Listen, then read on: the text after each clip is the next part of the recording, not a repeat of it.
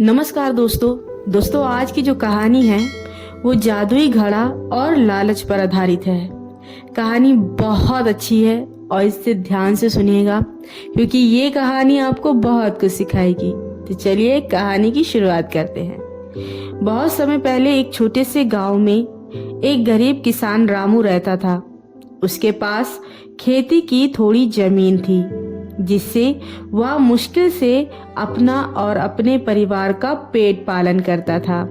एक दिन जब वह खेत में काम कर रहा था तब उसे जमीन में गड़ा हुआ पुराना घड़ा मिला। उसने उस घड़े को उठाया और साफ किया, लेकिन उसे अंदाजा भी नहीं था कि वो कोई साधारण घड़ा नहीं है बल्कि वो एक जादुई घड़ा है।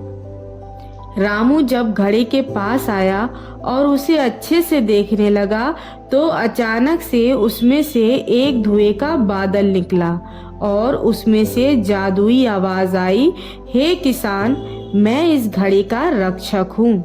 अगर तुम इस घड़े को अच्छे से रखोगे तो तुम्हें इससे हर रोज एक सोने का सिक्का मिलेगा। लेकिन याद रखना, तुम्हें लालच नहीं करना है। अगर तुमने ज्यादा मांगा तो यह घड़ा तुम्हारे लिए श्राप बन जाएगा। रामू ने उस आवाज को सुना और बहुत खुश हो गया।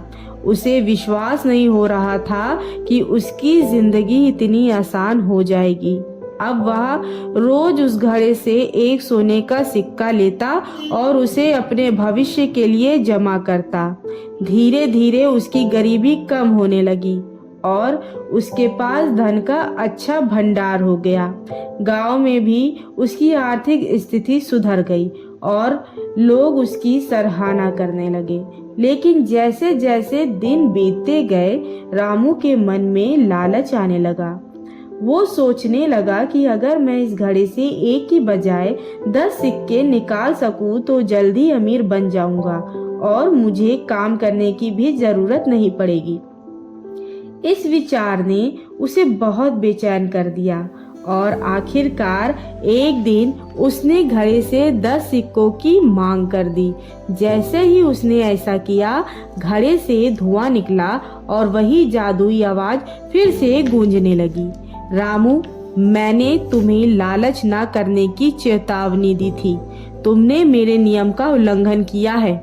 अब तुम्हें इसका दंड मिलेगा। और तुरंत ही घड़ा गायब हो गया। रामू के सारे सोने के सिक्के भी गायब हो गए। अब रामू फिर से गरीब हो गया और उसे अपनी गलती का एहसास हुआ। उसने सोचा कि अगर उसने अपनी लालच पर काबू रखा होता तो आज उसके पास सब कुछ होता। उसने गांव वालों को भी यह कहानी बताई ताकि वे भी लालच से दूर रहे और संतोष का महत्व समझे। सीख, दोस्तों, हमें इस कहानी से क्या सीख मिलती है? तो दोस्तों, हमें इस कहानी से यही सीख मिलती है कि हमें संतोष में ही सुख का अनुभव करना चाहिए। लालच हमें कुछ समय के लिए लाभ दे सकता है, लेकिन अंततः वह हमें नुकसान ही पहुंचाता है। तो दोस्तों, कहानी कैसी लगी कमेंट में जरूर बताइए और चैनल पर नए हैं तो चैनल को अभी सब्सक्राइब कर लें ताकि मैं जब भी कोई नई वीडियो अपलोड करूं तो उसका नोटिफिकेशन आपको मिल जाए। धन्यवाद।